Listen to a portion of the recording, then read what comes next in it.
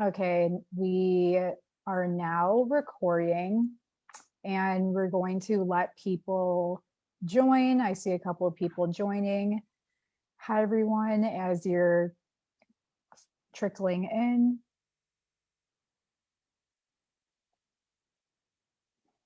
Are you doing anything over the weekend, Jason? Nope, just hanging out.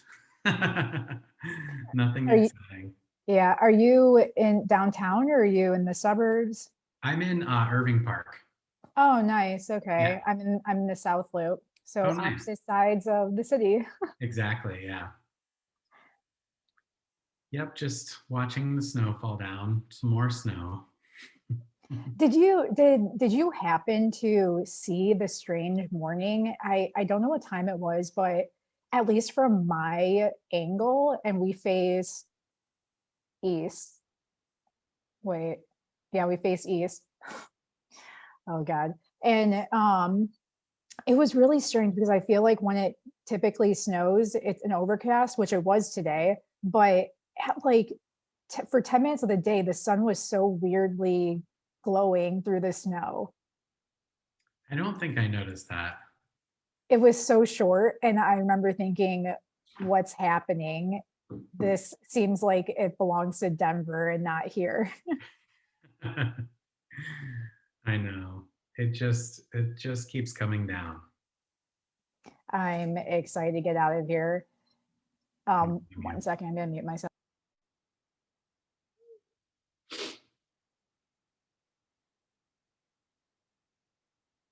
Sorry, my AC unit is so loud, and I just asked my significant other to turn it off.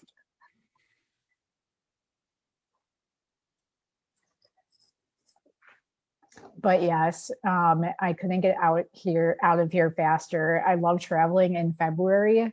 Um, it's it's my boyfriend's birthday, and we always try to get out of here, which is perfect because it always lines up with when the snow comes down. Snow and frigid cold. Yes, and bonus tip for everyone that's on this call right into the Zoom call. It's the cheapest to travel in February, May, and September from my experience. Hmm. I guess I've never, we usually are just like, we want to go, let's go. It probably would be better, we'd be better off paying attention to that a little bit more, but I've never noticed those time periods. Yeah, I mean, I'm a huge like planner. I subscribe to like all of these travel, like cheap flights and all that. And well, our two of our birthdays are during that time, and it's Mhm. perfect because it's when students go back to school, people go back to work. It's after holidays, and so it's just perfect. That's a good point. Yeah, because February isn't quite spring break. May, kids are just getting out of school or maybe not just yet. And then Yes, September, they're all going back. So that all makes sense. yes, and it's worked out in our favor. Because depending on where you go to, like, I mean, we've traveled to areas where it's a little too cold still, so we kind of were bummed out. But now we look at when it's like usually pretty warm throughout the year. So I guess we could get started. All right. Um, so for those of you who are joining, just wanted to give you a quick lay of the land here. We have 45 minutes. We're going to have a casual conversation. And if you have any questions, we do have 15 minutes at the end of this. So please send your questions using the Q&A button on Zoom, or you can send them directly to one of us or myself in a message or publicly, however you feel. But we will address those at the end. I'm Sydney. I'm the marketing manager at VisualFizz. I'm super excited for this conversation on using the right side of our brains because I feel like I hope I got that right, whichever is more creative.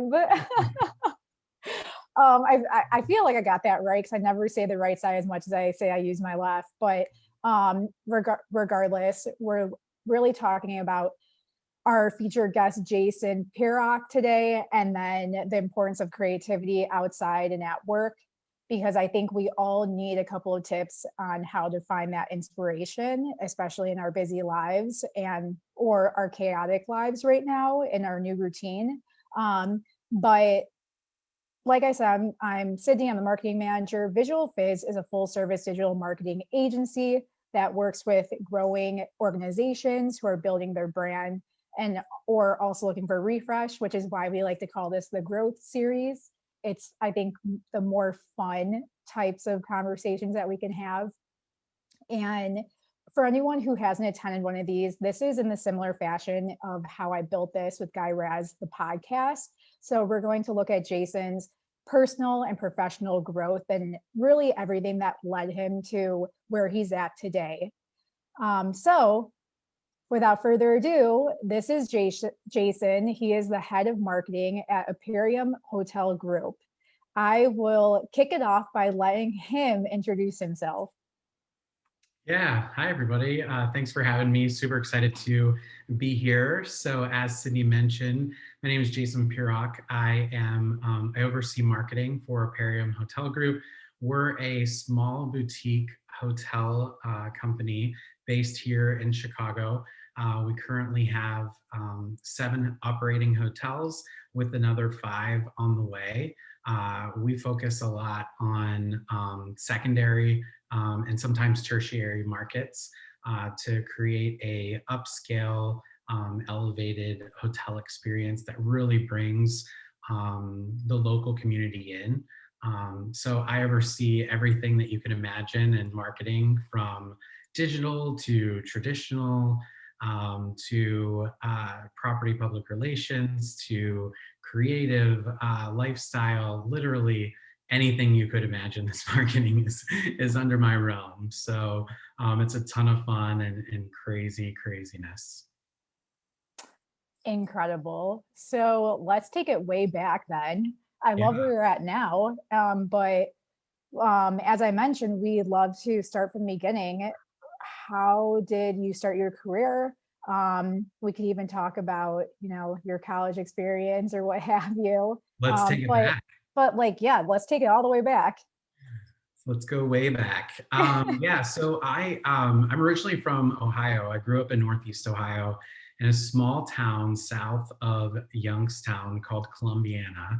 I went to the University of Akron, which is it's a little south of Cleveland. I'm sure everyone knows LeBron James, home of LeBron.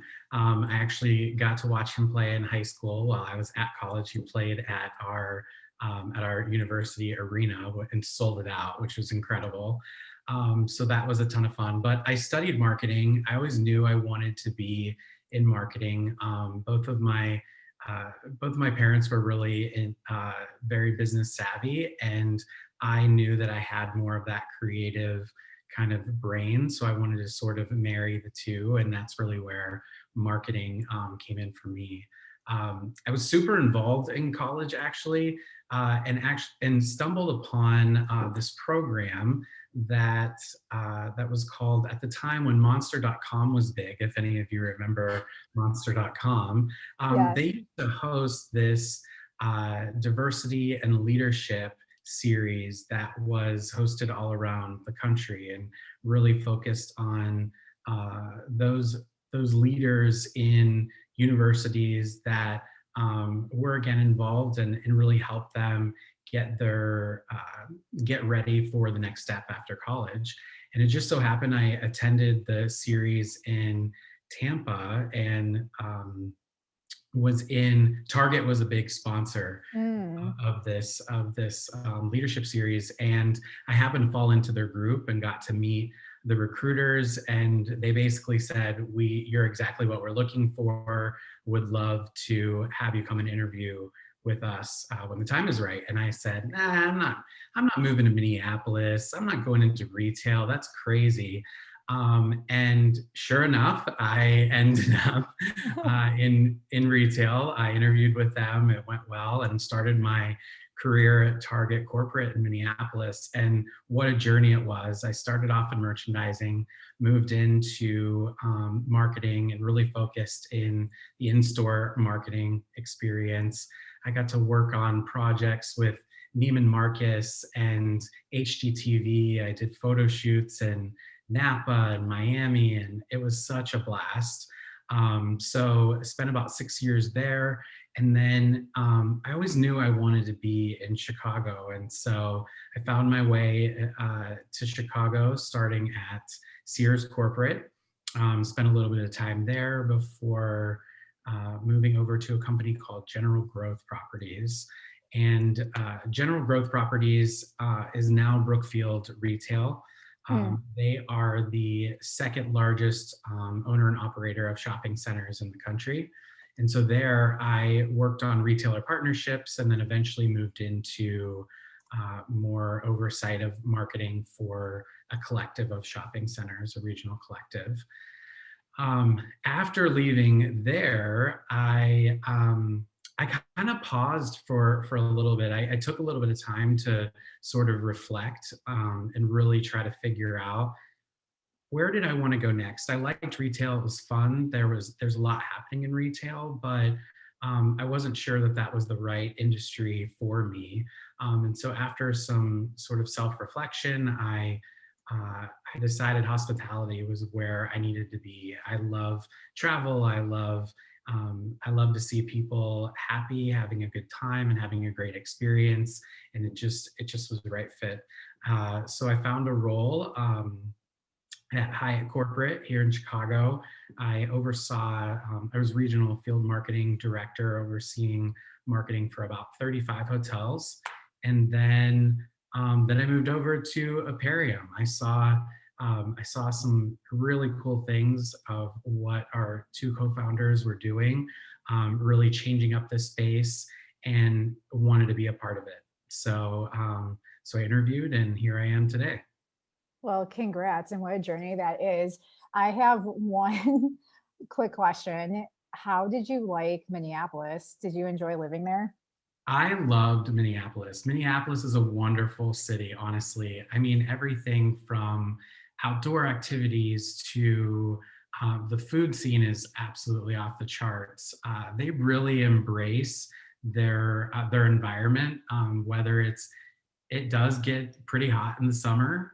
They have the extremes, and then it gets super cold, like you wouldn't imagine in the winter. But they are all about it, and build events around it, and the community is all for it. So absolutely enjoyed myself there, and actually met my wife in Minneapolis. So she's originally from a suburb outside of Minneapolis. So it all worked out.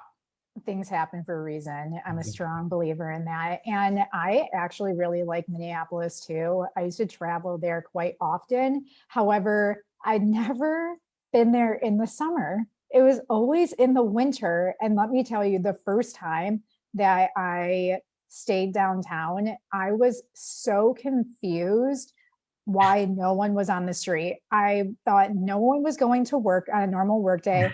And then I realized from a client that there is a skywalk. I think that's what you Highway, call yeah. it. Yeah. And then I tried using that the next day, and I got lost and was late and had to cancel a meeting because I couldn't get out of it.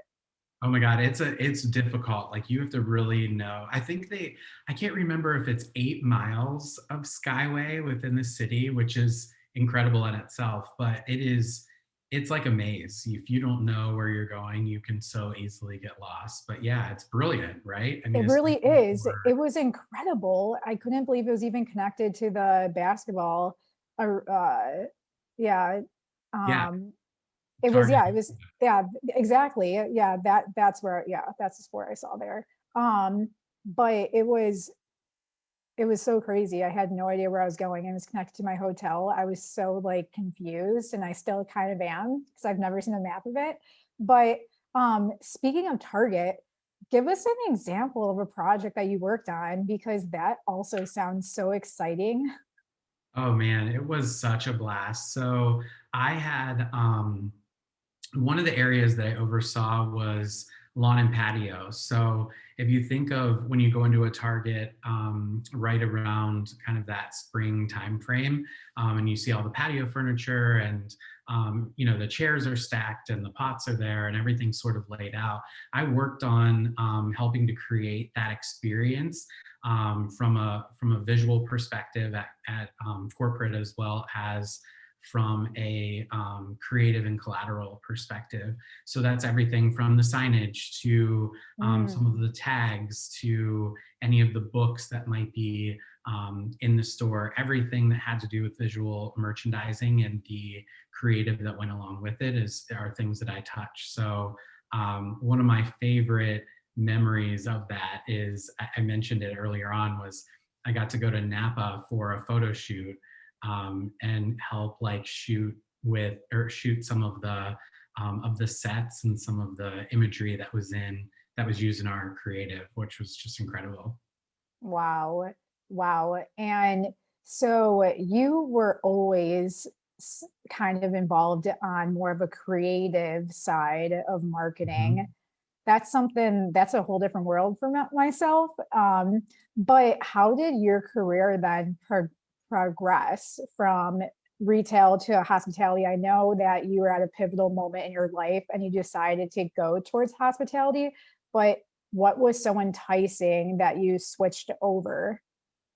Yeah, I think it was just again being a part of something something more closely tied to like my personal interests, right? So again, that travel piece. I love design. I love just how you feel when you walk into a hotel, and so there was just so much more of that industry that I felt like I could relate to and really help to drive the experience versus what I could have done from a retail perspective. Mm, okay. And I think what's really cool is, well, I mean, you were also involved with a lot of locations, or at least now you are. So I'm sure that the experience can be different in every city and every location, which for me, that's exciting because I love change. Mhm. And so give us an example of like what like a project or how your projects vary from city to city. In current state, like with Mhm. Aparium. Yeah, Yes. so I think I talked a little bit about this, but if I didn't, I'll mention it again. But a big part of what we do at Aparium, something that's ingrained and is a pillar for us, is what we call translocal.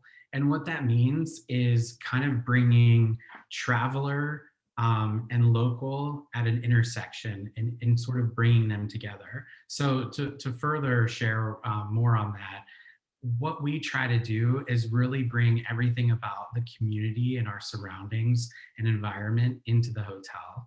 Everything from taking over an old historic building that has an incredible story to working with the local coffee roaster down the street, to the distillery down the street or the next block over, to working with artists in the community. All of our programming is with local partners. So literally when you go, you're getting very much a taste of what it's like to be a part of that city or that community. So if you go to Hewing Hotel in Minneapolis, it's going to feel very cabiny when you walk in.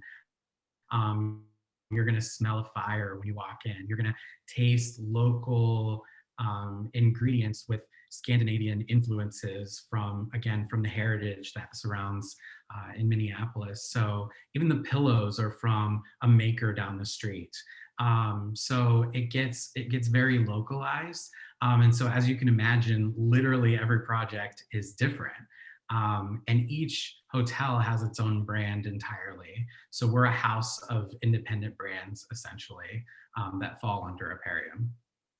That's incredible. Oh my gosh, you sold me on that, even that hotel. So would you say that's the biggest difference from your experience at Hyatt then?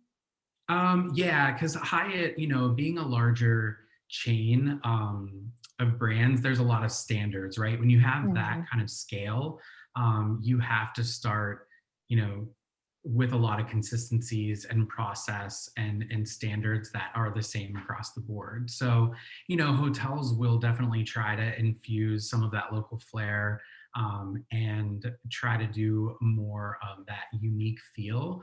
But when you think about a lot of Hyatts, Hyatt Regencies in particular, or Grand Hyatts, they're much bigger box hotels. You're looking at 600 plus rooms, right? Where for us at Aparium, we're more in that 125 kind of niche.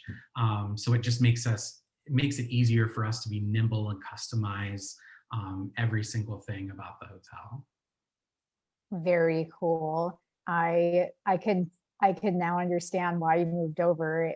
Like after so much time, I'm sure things can be a little bit repetitive, which is fine. Every hotel chain has their thing. I love both. But I think I would choose to work for something where you can flex your creativity in the workplace a little bit more.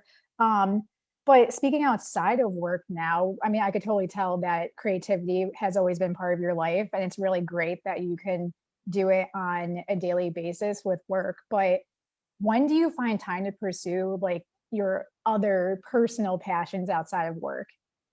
Yeah, I mean, sometimes it's tough, but I really make sure that even though I do work a lot of hours, I take that time to step away and do fun things. You can probably see behind me; it might be a little dark, but I have a lot of post-it notes with tons of different ideas, for different, whether it's personal or for different side businesses, and so I'm constantly ideating and kind of thinking and writing down. And for me, I'm a very visual person. So I like to have everything sort of laid out so I can look at it, reflect, adjust, change, move things around. But I do try to carve out as much time, specifically on the weekends, to just kind of step away and Mhm. do other things that challenge me or that I enjoy. For example, I am a lover of Bloody I Marys. was going to ask that Um, next. yeah, so I figured, well, this was probably almost 4 years ago now. I thought to myself, well, I love Bloody Marys. Why don't I turn it into something bigger than just drinking them? And so I started an Instagram account, which shameless plug is at Eat, Drink, and Bloody Mary.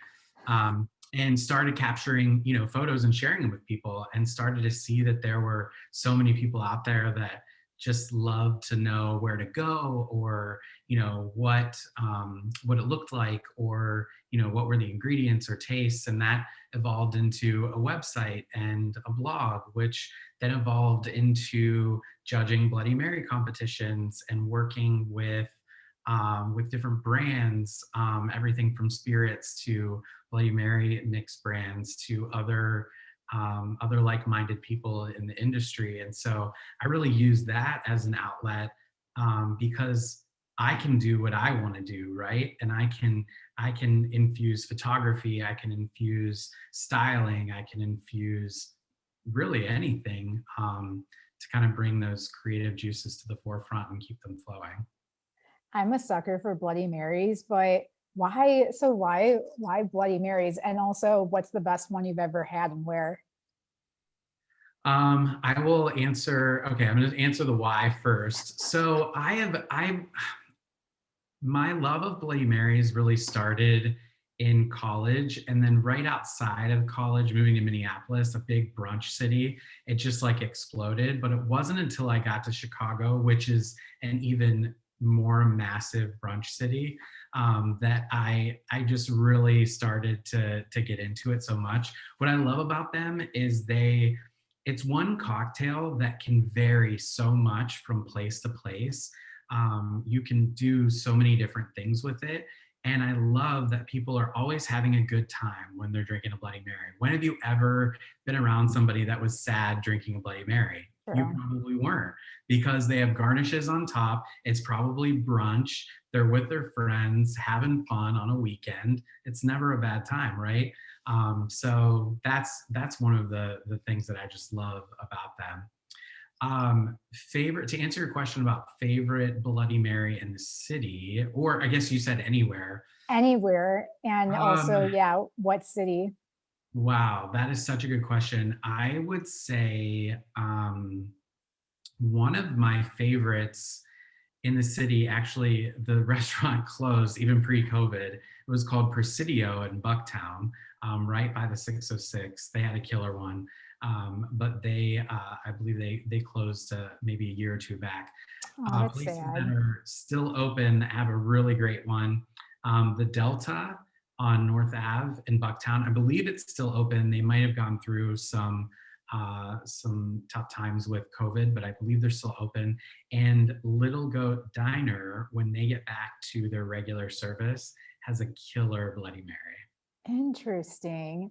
You Mhm. know, it's funny, the only time I've been like dining in at Little Goat was when I was hungover, and that would have been really nice to know to drink that, because I'm sure that would have helped. Another interesting thing, and my mom's gonna kill me that I'm talking about this, but she is like the bougiest like Bloody Mary drinker, and she's not bougie in any sense at all. She's very like easygoing, Yeah, especially when it comes to her drinks. But oh my God, if the place does not have celery, she refuses a Bloody Mary. that's hilarious. I'm probably right there with her. I've had my probably I I'm gonna admit this, but it's probably it's probably pretty uppity of me. But I was at a restaurant one time and all they had was Zing Zang, and I'm not the biggest fan of Zing Zang. Mhm. Sorry for any of those out there that love it. But so I said to the server, here's what I'd like you to do. If you can add a little bit of hot sauce, put a little, if you have Guinness, put like an inch of Guinness at the bottom. And then if you can give me like a few different garnishes, that would be great. And I'm sure they probably spit my drink, but it was fine. It's it like I know people that also don't like Zing Zang too, because it's just so basic, really. It's And I can everywhere. recognize it immediately. Like I can literally do a blind test and know it. And even if they try to mask it, I still know. Wow. So, okay, I love also that you mentioned that this started off as a simple Instagram, and then over the last 4 years, now you're judging, Bloody Mary competitions and what have you. Um, like, how did that happen and progress like that? Is it because you just kept meeting people? Is it the consistency? Anything you can share when it comes to like, creating content or having a passion project like that?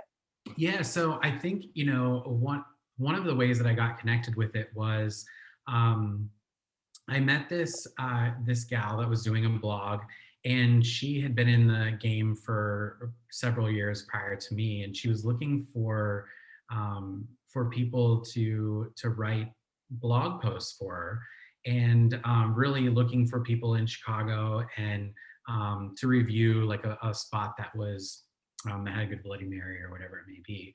And so that's really where I started was I met her, I started writing for her. She really liked what I had to put out there. And then I found out that she was putting together what's called the Drunken Tomato Awards. And this is where Bloody Mary mixes from around the country and even internationally Wow. will submit. And she invited me to judge because she knew I was really passionate about it.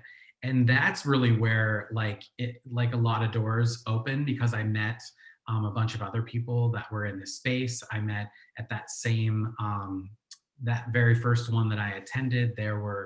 We did a whole like content day where brands could participate and buy into a set amount of content from each of us, and we spent the whole day shooting their Wow. product and styling it differently. And we got to meet the owners, and from there it just sort of spiraled. But as far as like other competitions, it's really just been networking. Really, I think when you have a passion like that, you things do fall into place. But it is very much about networking. And It's a small community. I mean, it's a big small community, right? So you start to meet different people and they introduce you to others, and then other brands start to see what you're doing and maybe like your style of content, or like you as a person and just want to work with you.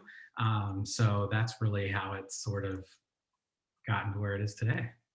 Wow. So is this like, was that a goal that you had in mind for it to be something this big, or did you not expect it at all? I had no idea. I really thought I was just gonna like start posting some Bloody Marys and people would like it, and that would kind of be the end of it. It was really for it, it really started as me like a personal record for me, right? So I could look back and Oh be like, oh yeah. well, I've been there. I really liked it. So it was almost like a digital journal in a sense. And then it just took off. So it's been a total blast. Wow. See, that is so great. I'm surprised that there isn't an app that you can track like there is for beer. I'm sure that there is something out there, right? Like, or maybe I'll have to, maybe that's my next project. Yeah, yeah, there you go. Add a sticky note to your wall. Exactly. Um, so do you keep like, your professional work with Aparium separate from what you're doing on the side, or do they overlap it at all? I would say mostly it's separate. I have brought our, my company is super fun. We're a small group. We're very close. We're like a family. And so we do a lot of fun things at the office when we were at the office. But I've done Bloody Mary bars for them on a Friday morning, or even sometimes on a Friday afternoon. I've done like bloody bourbon shots, so like they get a kick out of it, and they love it, and they're asking me for recommendations, and are always asking me to like come in and let's try some new mixes. So that's really where the overlap has been. As far as like taking it any further, I've explored some other mixes within the markets that we're in, because I think it would be cool, if we're doing a Sunday brunch at one of the restaurants, to be able to feature a local mix. But we haven't really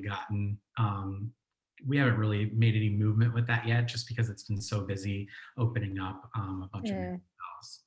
wow. Okay. So you're still traveling, and like doing, what you would be doing before COVID happened?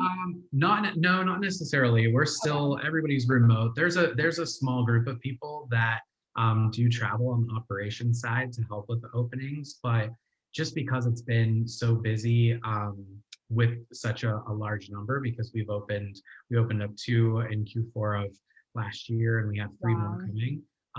It just is there's not enough time in a day. Yeah, and that's what I was actually going to ask you. I know you mentioned a couple of practices that you have implemented in your daily routine, such as the sticky notes, to carve out time for creativity. But when we go back, like, to traveling, commuting to work on a daily basis and spending that additional time, what we were used to before, how would you recommend we maintain time for ourselves and for like passion projects? Yeah, I mean, I think it's about using every minute of the day, right? When we go back to normalcy, whatever that looks like, think Hmm. about your commute time. A lot of times you're gonna have, if it's a walk, if it's a train ride, if it's a bike, you might be, turn on a podcast, get inspiration from some of those people that you aspire to, or look towards. Because I've often found that even if you're passively listening to a podcast, it's going to start Hmm. to generate ideas, right? So what I always do is I have tons of notes in my phone, in the notes app, and so as things pop up, Same. I'm always putting things in there. And so I've found that for every podcast, I could get anywhere from like 5 to 10 ideas, whether it's related to work or it's related to passion projects, or personal things that I'm working on. So I think it's, even though I know that we're all busy, and sometimes it can be hard to juggle professional life, personal life, side projects, everything in between. Mhm. I think it's just really thinking about your day, and using every minute to the fullest. I think that's very smart, and it's more like fruit for the soul, or food for the soul, however you say that, because with the constant noise of social media, that can be like a time waster, but something like a Mhm. podcast can be something that is relaxing, and it's not something where you could be totally active with. um what podcast do you listen to? Oh, I listen to What a bunch of types? different. Yeah, I everything from marketing to wellness to mindfulness, business related apps. It's a little bit of everything. It just kind of depends on the mood that I'm in. I really like Lewis Howes and the School of Greatness. Hmm. He's had some really great inspirational folks join his podcast. Gary Vaynerchuk, he's wild and crazy, but he has a lot of great guests. He's so well connected, and I've learned a ton from his podcasts. And then from like a wellness perspective, Ariana Huffington, I think Mm. is incredible. She's just like gets to your soul, and I think she's very focused on like wellness and sleep and the effects that sleep have on your body, and I think she's a really good one to pay attention to as well. Well, thank you for those. I asked because I'm always interested, like not only the types of podcasts that people listen to, but also like how they like come across them. But these totally make sense because they're such well-known, like Mhm. awesome people, and they have such a wealth of knowledge. It's funny. I This is going to be like a little plug, but my passion project is, I outside of work, I have a music business podcast because I don't work in music, but it's super intriguing to me, and I love meeting people with such fascinating backgrounds that is a completely different world than what I'm used to. um, so that's something that like really fuels me, and like my passions. But how can we encourage creativity in the workplace? I love that you mentioned that your work like loves the fact that you um, know things about Bloody Marys and you bring it to the workplace. But I'm wondering how else we could encourage that more. I don't think a lot of companies or employees from companies in different industries get the opportunity, which is sad. Yeah, I think that, I think you almost have to be like an advocate for change, right? I think Hmm. that it's what are the things that you really like, that maybe as you're listening to people and really getting to know them, that maybe they're interested in as well. And it doesn't have to be something big company wide. It could start with a small group, even two people, and it could turn into something bigger. We found that there were a few like foodies on our floor, and so we started a channel about talking around different locations to visit in the city. And then other people caught wind and wanted to get involved, and wanted to know what the best spot was. And then that's where your like passion comes into it, because then you become known as that person that's an expert True. in XYZ, right? And then who knows where that'll take you from there, right? Maybe you start reviewing places on your own and build a website or whatever it may be. So um, you're right. I think that it isn't always as easy, as far as like companies being open to that, but I think it really starts with you, Mhm. in making that change. That's a really great point. And I think at the end of the day, it all falls down to being an advocate for like the individuals. It's not just all about the company itself, it's about the people that make up the company. And, we're all more than our jobs. Like we have so many different Yeah. um like passions and interests. And that's like the beauty of it. And we spend so much time at work, right? We dedicate a lot of our lives to it. Whether you're working the standard hours, or you're spending more time on the weekends, whatever it may be. But if you're doing something, hopefully you're passionate about the work that you do. Mhm. So why not bring some fun into it, right? Uh, Yeah, that's absolutely. Absolutely. And I remember the best team outings that we've ever had in my like, you know, at all the jobs I've ever had. Um, it was always fun when it didn't involve work. right. Like when it was Like happy hours, completely, right? Aren't happy yes. hours the most fun? Because it's like, stop talking about work and just get to know one another. Yeah, yeah. And even like things that you can incorporate, learning activities like team building, but it was still like fun. Like, I mean, one thing that comes on the top of my mind is like those escape rooms. Like it has nothing to do with what you do probably, but it's still like learning from each other. Um, are there any tips that you have for someone who is just getting started with a passion project, trying to push it forward, or just getting started in general, if they have any roadblocks? Yeah, I think that do some self-reflection. I think start to think about what it is that you want to get into, what it is that you truly love. Because if you're going to spend the time on it, right? Nobody's forcing you to do this. You're spending the time on it outside of work hours, your professional life that's bringing in the paychecks, right? You have to love it, right? You have to really be passionate about it. And so I think that it really starts with, do that reflection, really understand the intention behind what you're doing and why you're doing it. Because if you can't define that intent, then maybe it's not worth pursuing, right? So that's how I would say Yes. to start.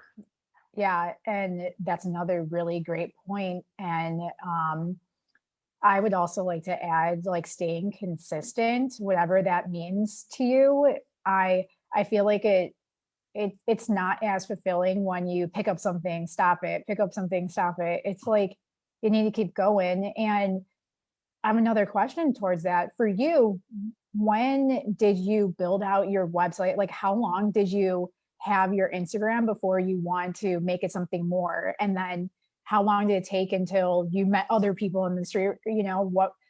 How long did it take? Because I think people, if their intention is to make it like their full-time thing or make it more than what it is, they drop off because they don't see results so Yeah. fast. But I think anything great doesn't happen that fast. No, it doesn't, especially when you don't necessarily have, you know, full time, right? It's not like a full-time gig. And life happens, right? So I think my advice would be to start small, right? Start small, which is where Instagram came into play. Mm, It was easy to get set up, and really start doing it. And then as that started to pick up, it really became about the website. But I will say with the website, I taught myself how to use WordPress, which was not an easy yeah, good task. for I built you. my whole website by myself, and it was definitely challenging. So I think you have to be patient in that regard. And I went through a couple of iterations. I had one brand like color scheme, and I didn't love it. And then I had a logo developed and adjusted the color scheme. And so I think that whole process was probably 4 months, if not longer, 4 to 6 months, right? By the time I Mm, really got to a point where I loved it and was happy with it. So again, start small and jot down your where you want to go, right? And tackle it one by one. Don't think you're gonna get it all done at once, because there's no way that that's going to be possible. So yes. take it baby steps. I love that. Yeah, you'll suffer burnout faster than you'll get to Absolutely. where you want. So that is really great to hear. Have you been doing everything yourself, or do you have any family or friends that are jumping on with you? Mostly myself. My wife is a huge supporter, and she comes to all of the different events with me, and will even sometimes like sort of be my assistant, if you will. Like if we're pouring different, that's kind of our joke, she's my assistant. But pouring different drinks, she also helps a lot with like, if I'm in a photo, she's like helping with taking pictures, or even sometimes styling, or she has an idea or a thought. So she's been amazing and such a good supporter. But outside of that, I mean, all my friends and family like follow me and love it, love the photos and stuff, and are always asking me questions. But yeah, it's just a ton of fun. That's incredible. Yeah, I brought on my sister, and it's been like 100% more fun when someone else shows a passion and supports you equally. So that's incredible. So we have 15 minutes left, Great. and we do have a question. Let me just quickly skim it.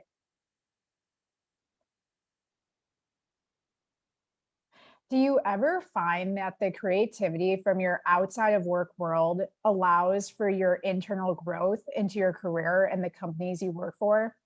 That's a really great question. That is a really good question. And I would say 100%. I think that's one of the things that Aparium was attracted to when I started. I talked about Bloody Marys and that whole side of things in my interviews. And I think for them, it was really, really cool to hear, because it got them a better understanding of who I am and what I like, and a little bit more of that real life type of stuff. You can talk about everything that's on paper, but it was just something fun, like fun Hmm. loving, and really showed my personality. But I think it also showed to them that I was really passionate about marketing, because it helps you understand websites further, and how to get your business out there, and how to brand it, and find best practices on social media. So Hmm. I think the fact that I was taking that on myself and had those creative juices flowing with that really transferred into the work that I can do at Aparium. So Wow, we are like the same person.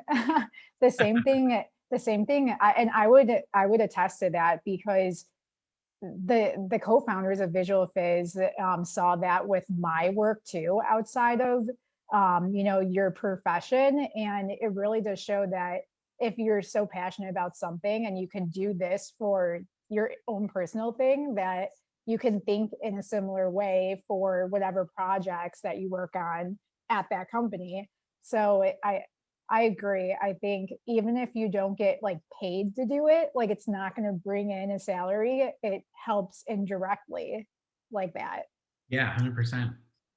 Um, and so like whether it's your personal like projects and your personal passion or your professional career, what else would you attribute to the success, or attribute to how you got to this point? Um, that's a good question. I think that, a lot of it is just really,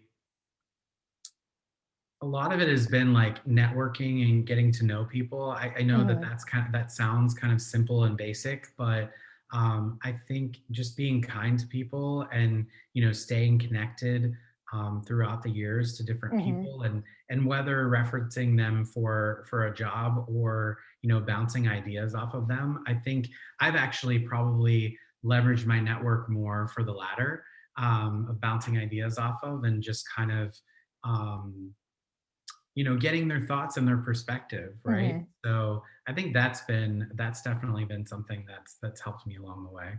Yeah, and as basic as you think it is, or that others may think it is, it's something that we have to be reminded of. Like, I think we tend to forget about our immediate network when you never know what, like, who has, or like what value you could offer each other. Right. It's so important. And also taking a step further than just like the surface level, like really getting to know other people, that can really help with your journey. So I would totally agree. It's a great reminder. We have another question. What would you say was your most successful campaign that you have worked on, particularly for Aparium? Gosh, that's a really good question. I feel like I've had some good ones, definitely. But I think one that kind of stands out is we launched a formal gift card campaign or formal gift card program back in December of 2019. Prior to that, again, we're a small company. We were using like, paper certificates and those types of things, and brought us into this more formalized gift card program where it was standard across all of the properties, and had branded sleeves and all of that. And why I mean, the first month we like blew it out of the water. I think just having this nice visual product to give people that really aligned with our brand and who we are just really stood out. And why I'm picking that as most successful, or one that really comes to mind. I mean, I've had a few different ones, but this one comes to mind, is because of there was a lot of blood, sweat, and tears that went into to getting it up and running.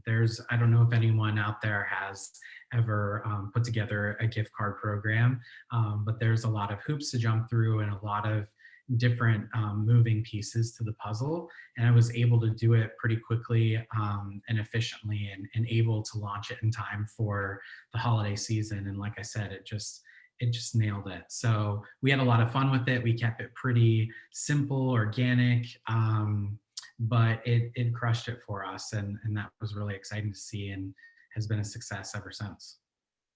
Nice. What were some of the initial hoops? I've never done a gift card initiative. Yeah, there's a lot of it's just like the research and finding the right partners to work Mm, with, and learning that a lot of different, there's a lot of different companies that do different pieces to it, and there's legal that's associated with it, and there's a lot of fees like processing and what's called pick and pack. So when somebody orders something online, there's a fee that's associated with the warehouse getting it out of mhm. inventory, packing it, shipping it, all those. So it was like the little nuances of things that go into it. Yeah, and I'm sure things that you could have never anticipated until you came across it. Right. It was, and Uh, I mean, so much. So it was crazy stuff. the joys. We have a couple of more, so we'll just keep Great. rolling through them. What does a partnership look like in your eyes? How do you build it when there is so much happening and people are always so busy? Yeah, I think this ties into a little bit of my comment earlier. And, a partnership, I guess to answer the first part is what a partnership looks like is an extension of the team, right? It's somebody that maybe they work for a different company, but you feel like they're really a part um, of your own company. And it's somebody that is where there's mutual, genuine interest between the two parties. No one's ever looking to, one up the other, or to pull a fast one on anybody. And so I think that that's really important when it comes to a partnership. And my apologies, what was the second part of the? Oh, I don't know if it still exists. Let's see. Oh, Okay, yeah, yeah. I answered. How do you build it when there's so much happening and people are always so busy? I think it really starts with back to the earlier piece about networking. I think it's Hmm. like it's that connection, trying to what I've found is if you can really get to know somebody more on that personal level, whether it's meeting them in person or talking about personal interests or things outside of work, I've always found that it's just more successful of a relationship, whether that's internal to your company or to a partner. So it's really important to me to get to know that person, to try to connect with them on a deeper level, and make sure that we're very much aligned, and try to check in with them regularly, right? Whether that's something scheduled, or it's just impromptu. Yeah.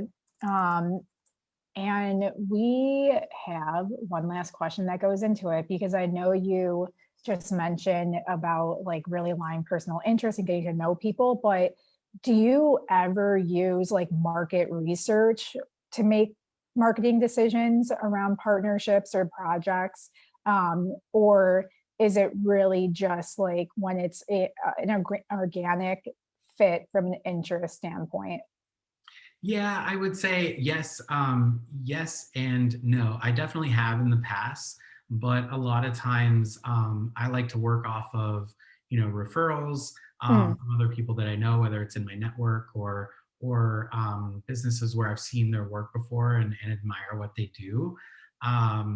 But a lot of times it does have to do with how does it feel when you're talking with them and what they're mhm. presenting to you and how they're treating you, right? As much as you're treating them.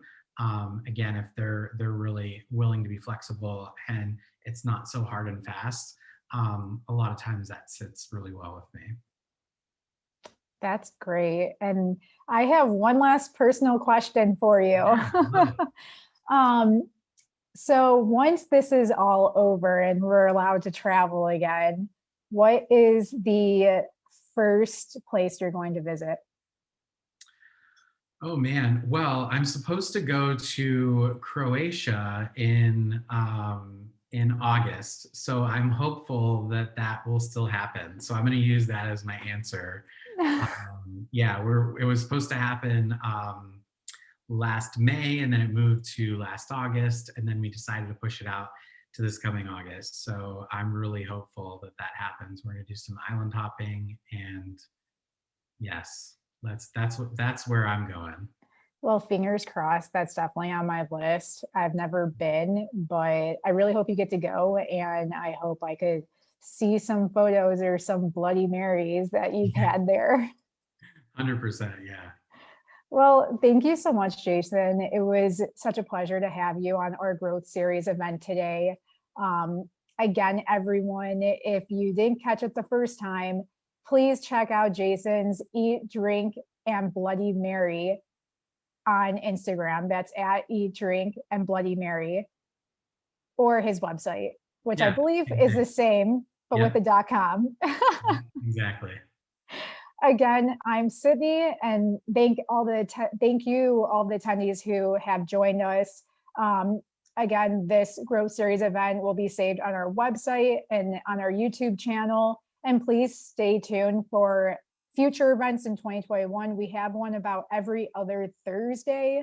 And then let us know if there are any topics that you'd like to explore in the future. We have a survey right after this. Please, please, please give us your feedback and suggestions. And thanks so much for having me. I had a lot of fun with this, and thanks to all who listened. Really appreciate it. It was such a pleasure. Have a great night. You too.